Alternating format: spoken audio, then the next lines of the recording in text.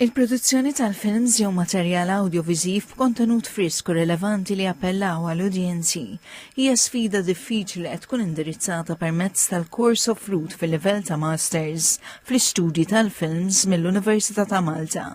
Il-koordinatriċi tal-kors fil-Fakultà tal-Arti Gloria Lauri Lucente qalet li l-istudenti huma mħejja fl-aspett teoretiku u prattiku tal-film, mill-kunċett u l-idea sal-iskript, il-casting, id-direzzjoni, is-sound, id-dwal u l-mużika sa tfassil tal-produzzjoni aħħarija.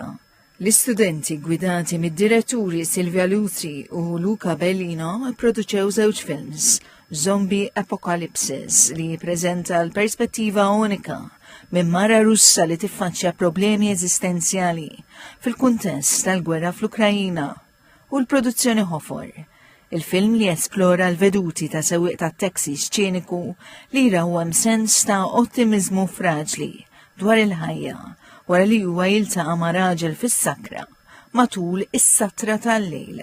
L-iskripts tfasslu bis-supervizjoni tal-konsulenti Franz Rodenkirchen u François von Roy. Żewġ scripts u jiġu trasformati ġo film. Issa ħasa jkun hemm il-kittib ovvjament tal-iskript u d-direttur, imma l-istudenti kollha kemm huma għandhom rwol differenti u ugwalment sinifikattiv.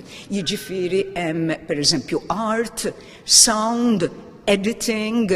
Rodney Gauci, direttur tal-fotografija tal-kors li jgħin li l-istudenti jipproduċu l-aspett prattiku tal-film fl-aħħar tat-tieni sena, għal il-proċess huwa msejjes fuq vjaġġ li jgħin li l-istudenti jikkomunikaw individwalment u b'mod kollaborattiv teams kreattivi. Fuq l-istampa sewwa u it-teknika li tiġi magħha biex tinbena din l-istampa. Ovvjament il-filmmaking it's a technique, it's a craft.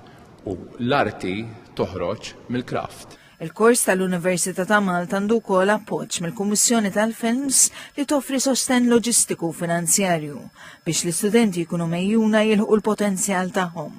Batta diretturi attivi fl-industrija internazzjonali tal-films jigwidaw lill-istudenti waqt il-fażijiet tal-iżvilupp.